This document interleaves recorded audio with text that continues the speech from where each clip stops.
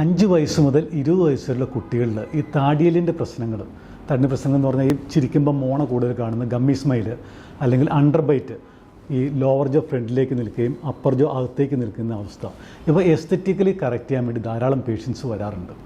പക്ഷേ ശ്വാസതടസ്സമാണ് ഇതിൻ്റെ root cause എന്ന് പലർക്കും അറിയാൻ പാടില്ല.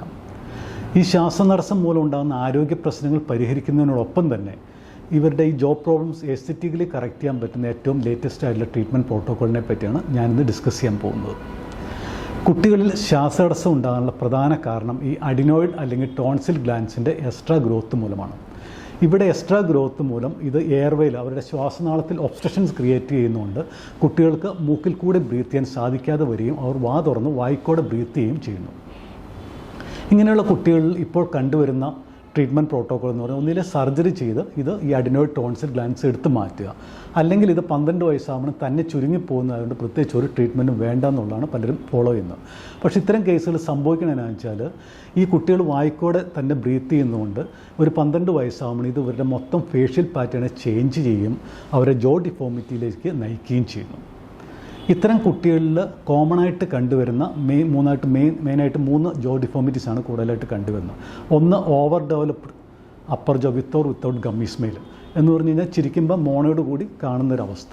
അതിന് പ്രധാന കാരണം എന്ന് വെച്ചാൽ ഈ മൗത്ത് ബ്രീത്തിങ് ഉള്ള കുട്ടികൾ അവരിപ്പോഴും വാ തുറന്ന് വായ്ക്കൂടെ ബ്രീത്ത് ചെയ്യുന്നതുകൊണ്ട് അവരുടെ ഒരു 7-8 വയസ്സിലാണ് ഈ കീഴ്ത്താടി ലോവർ ജോയുടെ വളർച്ച കൂടുതലുള്ളത്. അപ്പോൾ 7-8 വയസ്സിൽ ലോവർ ജോ ഫ്രണ്ടിലേക്ക് ഗ്രോ ചെയ്യേണ്ടതിന് പകരം അത് ചെറുതായിട്ട് താഴേക്കും ബാക്കിലേക്കും ആയിരിക്കും അതിൻ്റെ ഗ്രോത്ത്.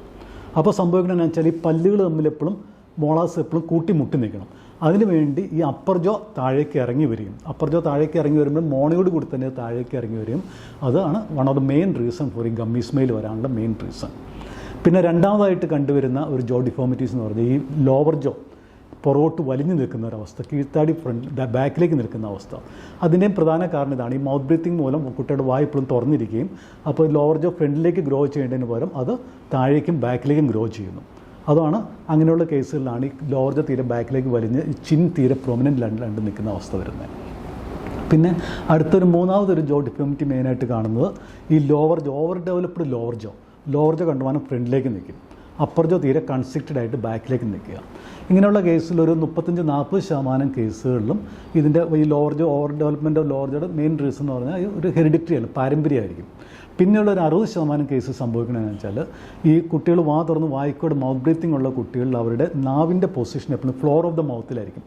ഈ ലോവർ ജോയുടെ സൈഡിൽ ഇവിടെ ആയിരിക്കും നിൽക്കുന്നത്. ശരിക്കും നോർമൽ പൊസിഷനിൽ നമ്മുടെ നാവ് നിൽക്കേണ്ടതെന്ന് പറഞ്ഞാൽ ഈ അപ്പർ ജോയുടെ ഇവിടെ ഈ ഏരിയയിൽ ടച്ച് ചെയ്താണ് നിൽക്കേണ്ടത്. നമ്മൾ തുപ്പിലിറക്കും, സോളോ ചെയ്യും, ഭക്ഷണം കഴിക്കുക, നോർമൽ പൊസിഷൻ ഇവിടെ നിൽക്കേണ്ടത്. പക്ഷേ ഈ നാവ് താഴേക്ക് ഫ്ലോർ ഓഫ് ദ മൗത്തിലേക്ക് വരുമ്പോൾ സംഭവിക്കുന്നത് നമ്മുടെ ചീക്ക് മസിൽസ് സൈഡിൽ നിന്നുള്ള മസിൽസ് ഭയങ്കരമായിട്ട് ഹൈപ്പർ ആക്റ്റീവ് ആവുകയും അത് ഈ അപ്പർ ജോനെ ചുരുക്കിക്കളയുകയും ചെയ്യുന്നു. അതാണ് അപ്പർ ജോ അങ്ങനെയുള്ള കേസിലാണ് തീരെ ചുരുങ്ങി അകത്തേക്കും കൺസ്ട്രിക്റ്റ് ചെയ്ത് നിൽക്കാനുള്ള അവസ്ഥ. ഇനി ഇങ്ങനെയുള്ള ജോ ഡിഫോമിറ്റീസ് ഉള്ള കുട്ടികളിൽ ഇനി ഞാൻ പറയാൻ പോകുന്ന പല ബ്രീത്തിങ് ഡിഫിക്കൽറ്റീസ് ഉണ്ടോ എന്നുള്ള പേരൻസ് ഒന്ന് ചെക്ക് ചെയ്യുന്നത് എപ്പോഴും നല്ലതായിരിക്കും. ഇങ്ങനെ ഈ ജോ ഡിഫോമിറ്റീസ് ഉള്ള കുട്ടികൾ കൂടുതലായിട്ട് കണ്ടുവരുന്ന ബ്രീത്തിങ് ഡിഫിക്കൽറ്റീസാണ് ഒന്ന് സ്നോറിങ്, ഉറക്കത്ത് കൂർക്കം വലി, പല്ല് കടിക്കൽ, ഗ്രൈൻഡിങ്, അതുപോലെ തന്നെ ഈ പറഞ്ഞാൽ അവരുടെ സ്ലീപ്പ് എപ്പോഴും ഡിസ്റ്റർബ്ഡ് ആയിരിക്കും, മോർണിംഗ് ഹെഡേക്ക്, രാവിലെ എണീക്കുമ്പോൾ ഭയങ്കര തലവേദന അവർ പറയുന്നതാണ്, പിന്നെ പകൽ ക്ഷീണം കൂടുതലായിരിക്കാം, പിന്നെ രാവിലെ എണീക്കുമ്പോൾ കൂടെയുള്ള തുമ്മൽ, നിർത്താണ്ടുള്ള തുമ്മൽ, അലർജി, കോൾഡ്, അടുപ്പിച്ചുള്ള കോൾഡ്, ജലദോഷം, അത് പിന്നെ പ്രോഗ്രസ് ചെയ്ത് ത്രോട്ട് ഇൻഫെക്ഷൻ, ചെസ്റ്റ് ഇൻഫെക്ഷൻ, പീരിയോഡിക്കായിട്ട് ആൻറ്റിബയോട്ടിക് ഒക്കെ എടുക്കേണ്ട അവസ്ഥ. അതുപോലെ തന്നെ ലേണിംഗ് ഡിസബിലിറ്റി കാണും ഇപ്പോൾ കുട്ടികൾക്ക്. അതുപോലെ അവർ കൂടുതൽ ഹൈപ്പർ ആക്റ്റീവ് ആയിരിക്കും, പിന്നെ അവരുടെ പല്ലുകളെല്ലാം തീരെ ക്രൂക്കഡ് ഇതായിരിക്കും, ക്രൗഡഡ് ഒക്കെ ആയിട്ടായിരിക്കും. ഇനി ഇങ്ങനെയുള്ള കേസുകളിൽ ഒരു എയർവേ ഫോക്കസ്ഡ് ഓർത്തോഡോണ്ടിസ്റ്റിന് ഇത് സർജറിയോ അല്ലെങ്കിൽ മരുന്നോ കൂടാതെ എങ്ങനെ കറക്റ്റ് ചെയ്യാൻ പറ്റുമെന്ന് നോക്കാം. ഇത്തരം കേസുകളിൽ ഇങ്ങനെയുള്ള കേസുകളിൽ കൂടെ നമ്മൾ മനസ്സിലാക്കേണ്ടതെന്ന് വെച്ചാൽ ഈ നമ്മുടെ വായുടെ മുകൾ ഭാഗം എന്ന് പറഞ്ഞു കഴിഞ്ഞാൽ ആ സെയിം പീസ് ഓഫ് ബോണിൻ്റെ മറുവശം എന്ന് പറഞ്ഞു കഴിഞ്ഞാൽ നമ്മളുടെ മൂക്കിൻ്റെ അടിഭാഗമാണ്. വായുടെ മുകൾ ഭാഗവും മൂക്കിൻ്റെ അടിഭാഗവും സെയിം പീസ് ഓഫ് ബോൺ, അതിൻ്റെ ഒരു ബോണിൻ്റെ 2 വശങ്ങളാണ്. അപ്പോൾ ഈ അപ്പർ ജോ തീരെ ഈ മേൽത്താടി തീരെ ചുരുങ്ങിയ കേസുകളിൽ ഇവരുടെ ഈ നേസൽ വോളിയം, മൂക്കിൻ്റെ ഏരിയ, ശ്വസിക്കുന്ന ഏരിയ തീരെ കുറവായിരിക്കും. അപ്പോൾ അവർക്ക് മൂക്കിക്കൂടെ ബ്രീത്ത് ചെയ്യാൻ പറ്റാണ്ട് അവർ വായിക്കൂടെ ബ്രീത്ത് ചെയ്യുന്നു. അങ്ങനെയുള്ള കേസുകൾ നമ്മൾ ചെറിയൊരു സ്ക്രൂ വെച്ചിട്ട് MSc അല്ലെങ്കിൽ RME, അത് ഡിപ്പെൻസ് ഓൺ ഏജ് കൂടുന്നവർ MSc വേണം, അല്ലെങ്കിൽ ചെറിയ കുട്ടികളാണ് RME റാപ്പിഡ് പലൻ്റ് എക്സ്പാൻഡ് എന്ന അപ്ലയൻസ് വെച്ച് അപ്പർ ജോ എക്സ്പാൻഡ് ചെയ്യുമ്പോൾ സംഭവിക്കുന്ന അവരുടെ നേസൽ വോളിയം കൂടുകയും ബ്രീത്തിങ് വളരെ ഈസിയാവുകയും ചെയ്യും. അങ്ങനെ മൂക്കിക്കൂടെ അവർക്ക് ബ്രീത്ത് ചെയ്യാൻ സാധിച്ചത് ക്രമേണ പൂർണ്ണമായും നേസൽ ബ്രീത്തിങ്ങിലേക്ക് വരുത്താൻ സാധിച്ചു കഴിഞ്ഞാൽ ഇങ്ങനെയുള്ള കേസിൽ ഇവരുടെ അഡിനോയിഡ് അല്ലെങ്കിൽ ടോൺസിൽ ഗ്ലാൻഡിൽ തന്നെ ചുരുങ്ങുന്നതായി കാണാൻ സാധിക്കും. അങ്ങനെ വരുമ്പോൾ സംഭവിക്കുന്നത് ഇവരുടെ ബ്രീത്തിങ് കറക്റ്റ് ചെയ്യും, അതുപോലെ ബോഡിയിൽ ഓക്സിജൻ കൂടുകയും ചെയ്യും, അവരുടെ ബ്രീത്തിങ് കറക്റ്റ് ചെയ്യുമ്പോൾ അവർ സ്ലീപ്പ് കറക്റ്റ് ചെയ്യും. അപ്പോൾ നേരത്തെ ഞാൻ പറഞ്ഞ സിംറ്റംസിലെല്ലാം കാര്യമായിട്ടുള്ള കുറവും കാണാൻ സാധിക്കും. അപ്പോൾ ഇത്രയും കാര്യങ്ങൾ നിങ്ങൾക്ക് മനസ്സിലായി. ജോ ഡിഫോമിറ്റീസിനുള്ള പ്രധാന കാരണം നമ്മുടെ എയർവേ ഒബ്സ്ട്രക്ഷൻ മൂലമുണ്ടാകുന്ന ശ്വാസതടസ്സമാണെന്നുള്ളത് മനസ്സിലായി. ഇപ്പോഴും പല പേരൻസിനുള്ള സംശയം ഇത് ഏത് ഏജിലാണ് ഇതിനുള്ള ട്രീറ്റ്മെൻറ്റ് സ്റ്റാർട്ട് ചെയ്യേണ്ടതെന്നുള്ളതാണ്. നിങ്ങൾ മനസ്സിലാക്കേണ്ട കുട്ടികളിൽ ഒരു 7-8 വയസ്സാകുമ്പോഴും ജോ ഫോർമേഷൻ്റെ 70% കംപ്ലീറ്റ് ചെയ്യും.